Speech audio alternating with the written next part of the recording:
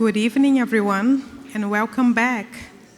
It's my pleasure to introduce our guest speaker tonight, Michael Waldstein. He's a professor of New Testament at the Franciscan University in Steubenville. Before his current position, he was the Max Secular Professor of Theology at Ave Maria University, where he became the first endowed chair in that place. He served as the founding president of the International Theological Institute in Gaming, Austria. He's the author of various books, the last one published in 2021, Glory of the Logos in the Flesh, St. John Paul's Theology of the Body. Let's welcome our speaker.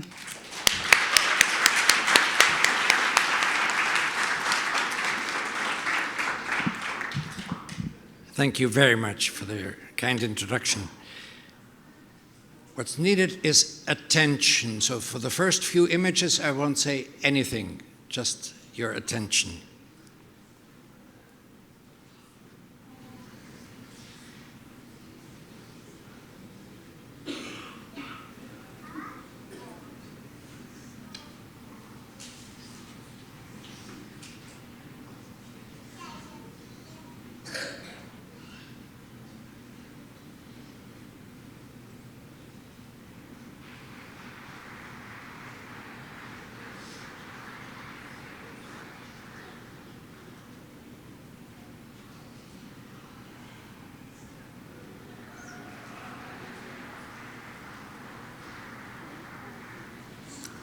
Peacocks are native from India, so here they are in the Indian landscape, a family of peacocks.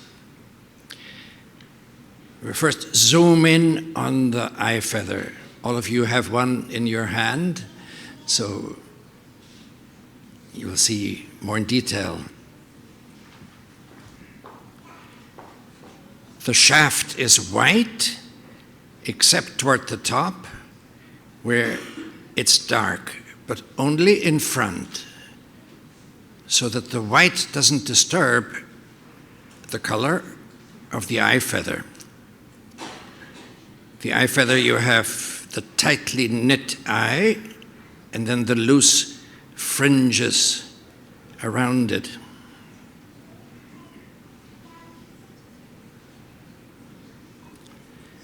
Charles Darwin, in The Descent of Man, says, "The peacock feather is certainly one of the most beautiful objects in the world.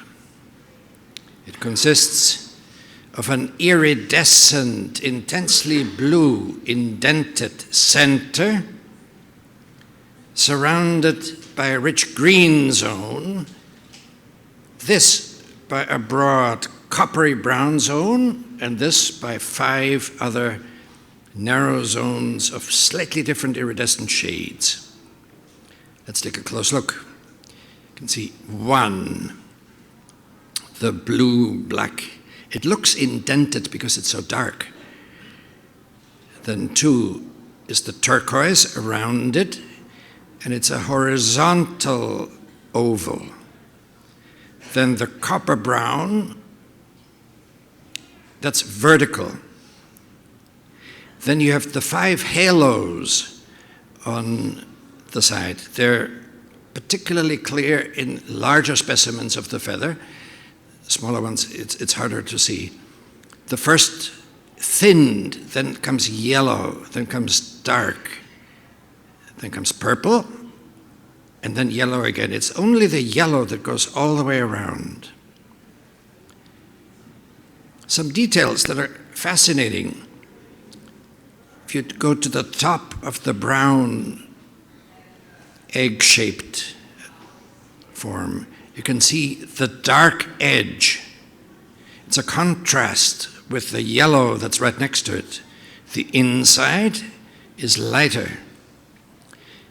If you go to the side, you can see the dark edge again, and the darkest edges are toward the bottom. If you go to the center, the deepest black is at the very top, where the green, the turquoise, is very thin. So the contrast is very sharp there.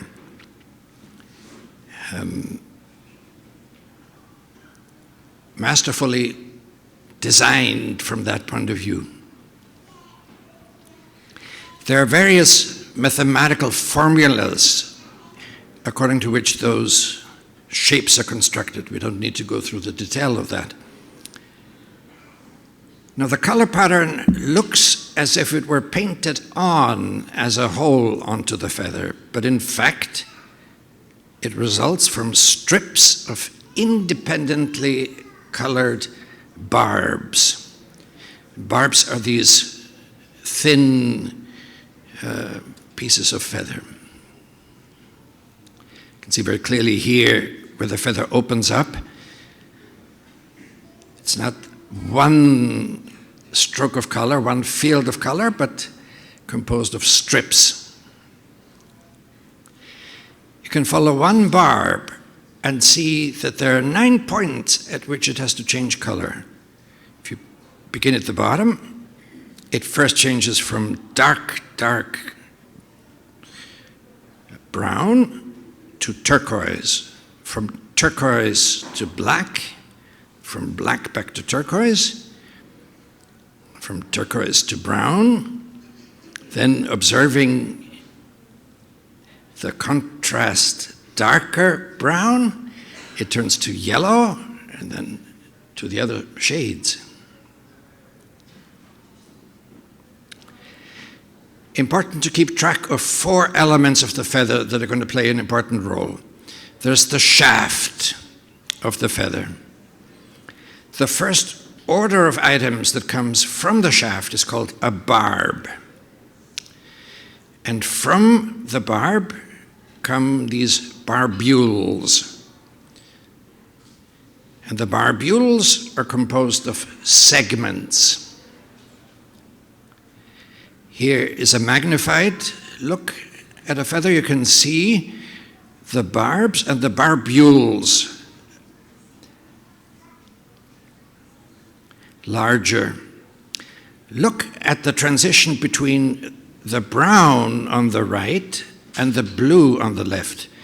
You can see toward the bottom of the image that the brown goes only part of the way, but as you follow the same barb, the barbules are most of them brown. In the turquoise center, it's very tightly knit.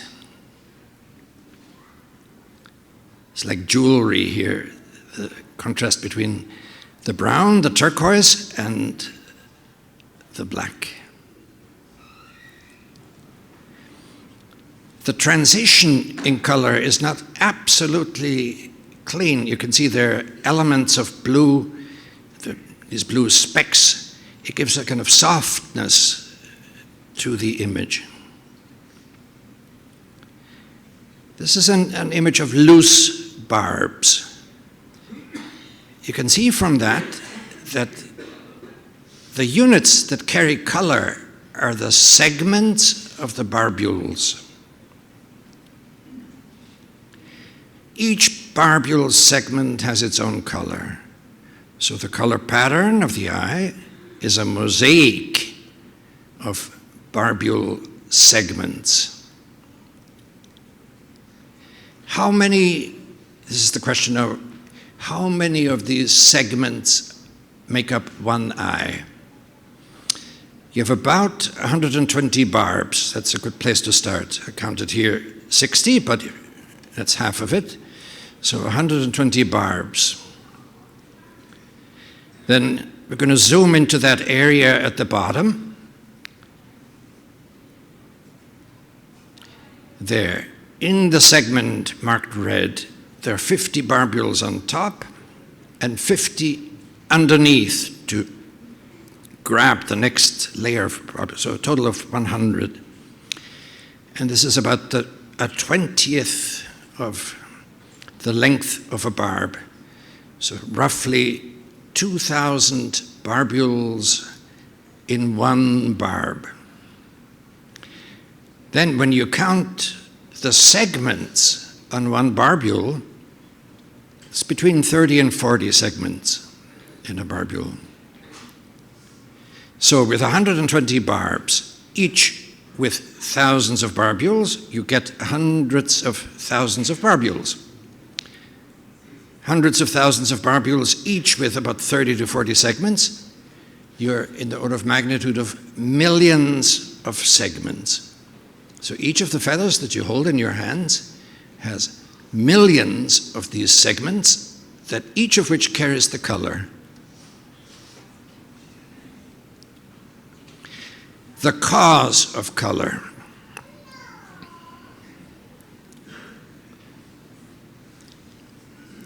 The cause of color in the eye is not pigment, because the eye's pigment is melanin.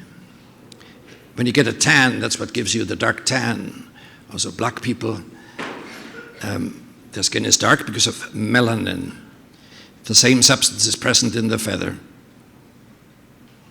You can see that from the back. When you look at a peacock from the back, there are no colors. That's the pigment of the feather itself.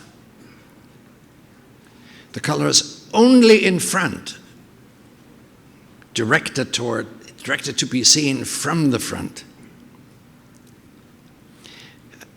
The man who really unlocked the mystery of the colors of the peacock is Heinz Durer, who, a Swiss, a student of Adolf Portmann, who wrote a wonderful book. I can only recommend it strongly. Animal Forms and Patterns, it's called. He was a master of thinking about the appearance of animals, and Durer was one of his students. What Durer discovered is that the colors are caused by the regular microscopic arrangement of melanin rods in a lattice. What's a lattice? That's a lattice, a two-dimensional one with cross. Any regular arrangement with spaces between is called a lattice. That's a multi-level lattice of molecules in a crystal of table salt. The green one's chlorine, and the other one's sodium. Durer discovered that you get a multi-level lattice of melanin rods and air ducts. That's what's responsible for the color. But how? Here are cross-sections of the surface of barbule cells. The images are by Durer. The difference in the distances between here, the black are the melanin rods, white, pure white, are the air ducts, and gray is the keratin, same thing as in your fingernails. You can see the difference between deep black and turquoise. The turquoise is a bit looser, but very regularly looser. The orange-brown is even looser than that.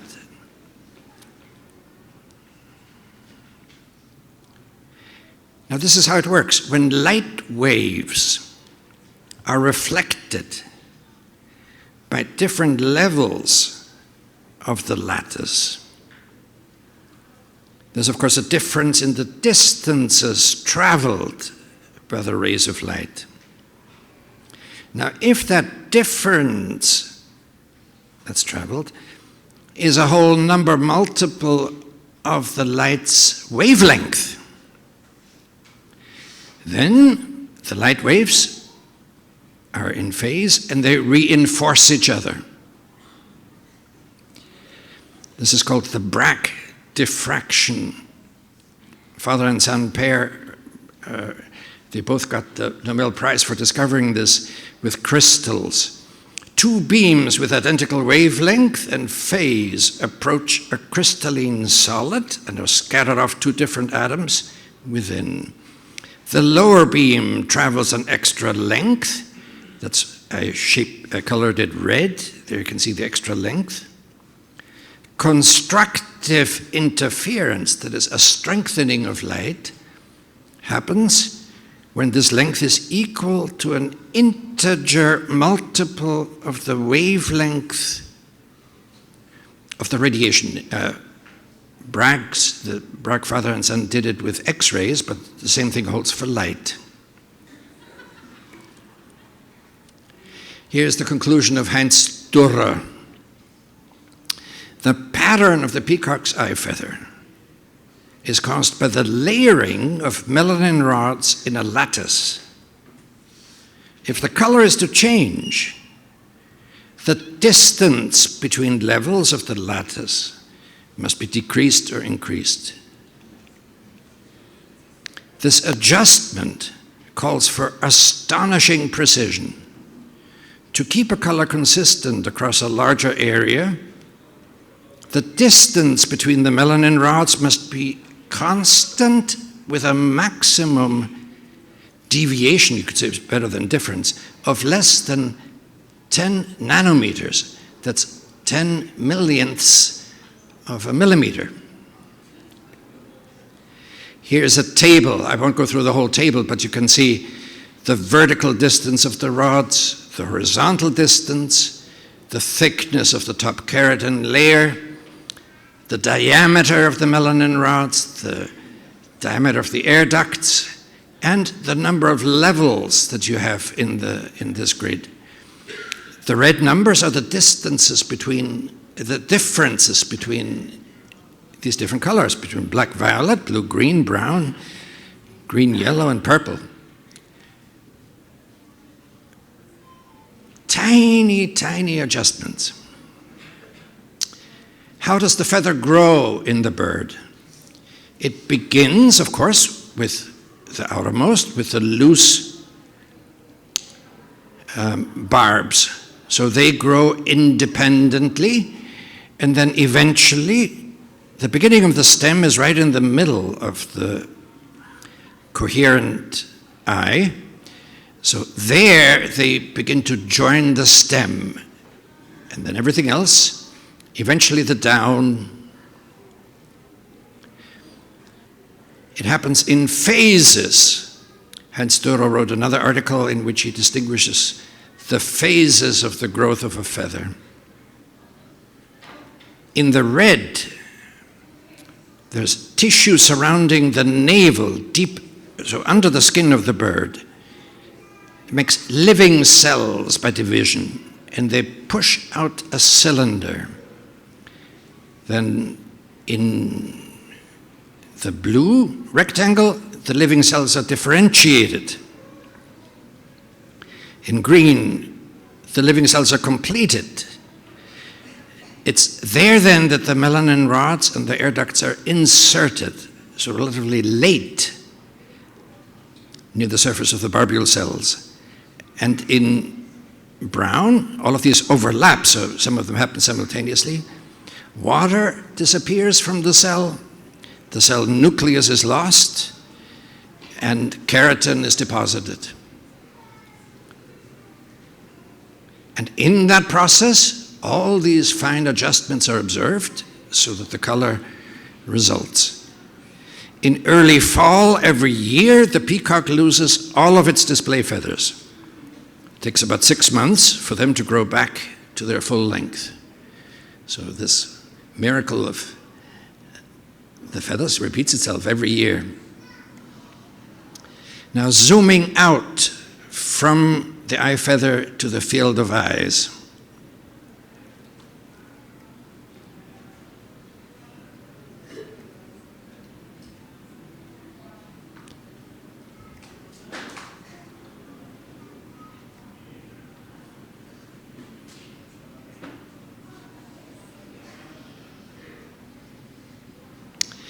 You see that the overall shape, when the display is open, is spherical.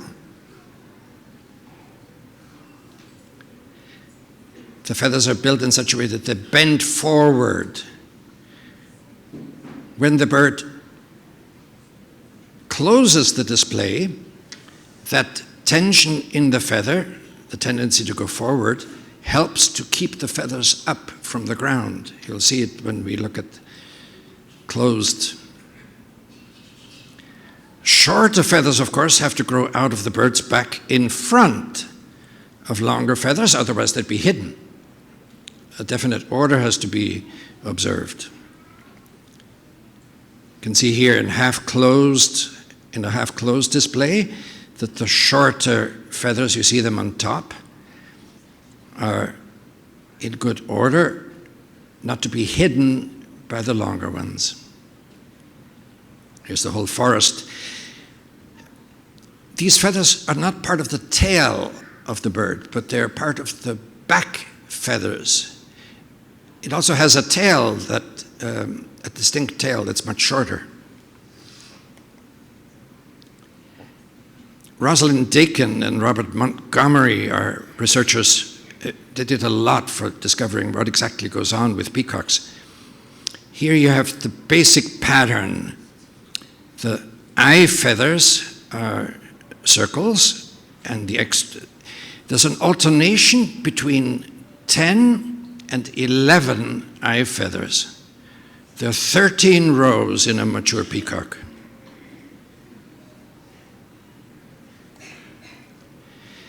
In a fascinating article by two Indian, Singh and Jagadishan, I don't know if it's the proper pronunciation, they point out, we observed a zigzag pattern of feather follicles. The follicles are the places where the feather grows out of the bird's back, that determined both the number and the hexagonal arrangement of eye spots. You'll see that in a minute.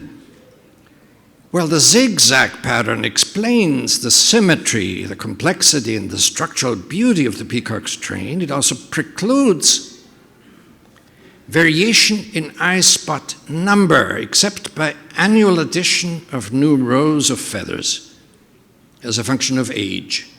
As the peacock grows old, it reaches the maximum of 13 rows. The zigzag, it can be explained. You have a museum specimen here of a peacock's back, with the follicles being the dark spots on it. The zigzag means that in any row, the feathers are between those of the previous row. The result of that is very important. On the left, you have at the bottom the arrangement of the feathers on the peacock's back as it is in reality.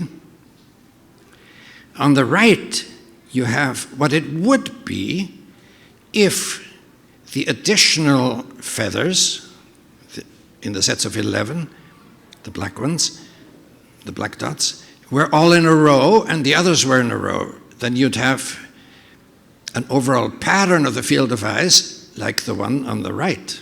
You'd have these chains of circles, whereas the distribution is much more interesting on the left. You can see there the hexagon. Here is an idealized image of a peacock feather by Ernest Thompson. Let's take first the red. The eyes are arranged on concentric circles, the center of which is the head of the peacock, maybe slightly below the head. Then let's take the blue. On circles next to each other, the eyes of one are halfway between those of the other. That's the result of the zigzag. On the left there, each eye is surrounded by a hexagon of eyes. Of course, it's a distorted hexagon because the whole thing expands. Eyes further out are more distant from each other than in the middle. In each case, the nearest eye is on the next circle, not on the same circle. And the result for perception is a spiral pattern. You don't see the circles of eyes around the head, you see the spiral pattern. And it goes both ways. And since it goes both ways, the two sets of spirals form what's called a mandorla, a frame shaped like an almond. It's often used in art to frame things. So take this case. Here you can see the mandorla arrangement of the eyes. Or in this case, here you can see it already. This is partly closed, and so it's easier to see. Or in the opening picture that we had, you can see the head is framed. There's an upper boundary of the field of eyes. You can see these T feathers. Some people call them fishtail feathers or crescent moon feathers. Somewhere the opposite of the eye feathers. The eye feathers are round and closed. The boundary feathers are open. You see a detail of them. The boundary feathers. Here, a peacock in the process of growing out its feathers. It's not quite finished yet, but you can see the T feathers very clearly at the edge. There's also a lower boundary to the field with a green background, and the eyes are rounder and very densely spaced. You can see at the bottom here a green background and dotted by eyes that are round rather than oval.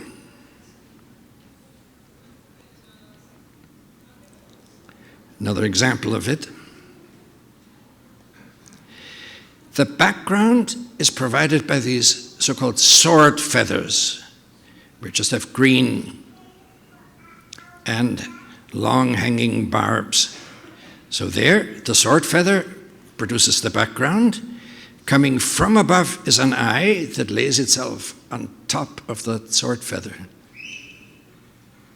Some of the samples of feathers that I gave you are from those round ones. When the display is closed, the sword feathers are apart on different levels. And when the display is open, the sword feathers come together in a single line to form this lower boundary. They arrange themselves perfectly next to each other. So the field of eyes is framed and united by this upper and lower boundary. It's not a random scattering of eyes.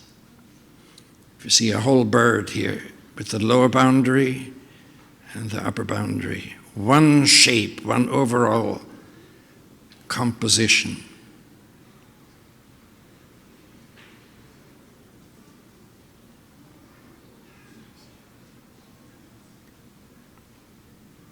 With the mandorla in the middle.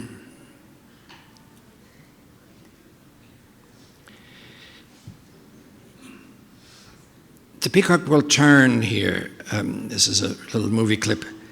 And you'll see the color of the background change while the color of the eyes remains constant. That's due to the fact that that the grid of the many more levels in the lattice of the eyes than in the background feathers. Do you see it change to bronze, the background? But the feathers themselves, the eyes stay the same. It's in there. Here you see one spreading its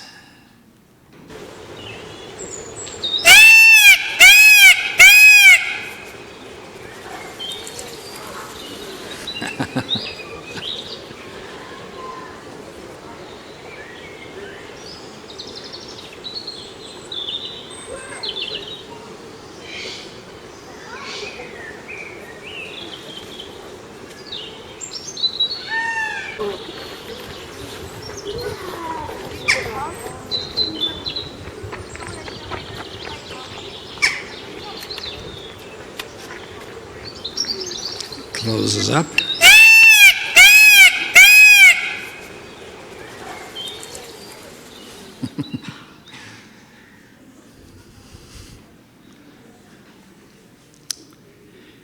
Some other details of the bird. It's not just the field of eyes that has a great beauty, but they're complementary features of the bird. It has a crest. In fact, the species is named after the crest, Pavo cristatus. These are the crest feathers.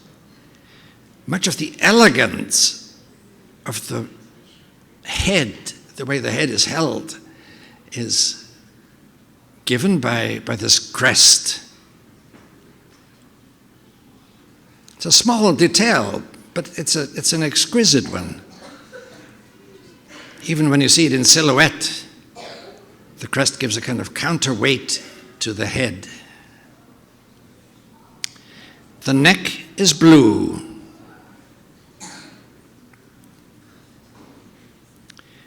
These are the neck feathers, and you'll see that the blue is only there at the tip of the feather. The only thing visible on the neck is the upper part. So that when you look at the actual neck, you don't see any of the brown. It's underneath.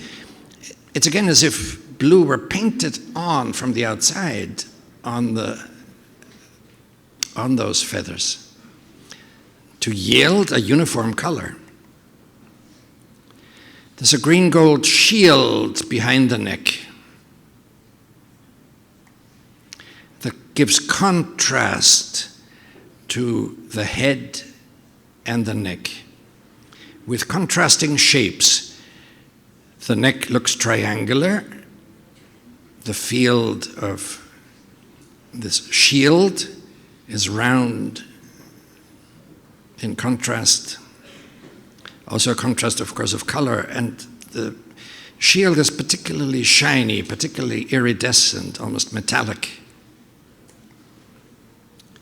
These are the shield feathers. Same phenomenon again, that it's just the tip that shows. That's how they're arranged and how the brown is hidden, and the only thing that's visible is the green. Time's up.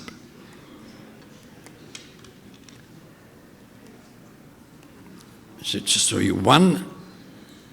They really can fly.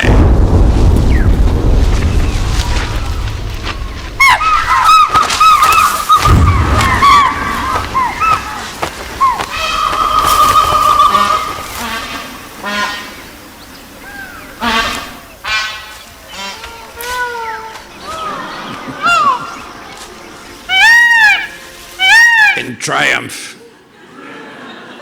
Thank you very much.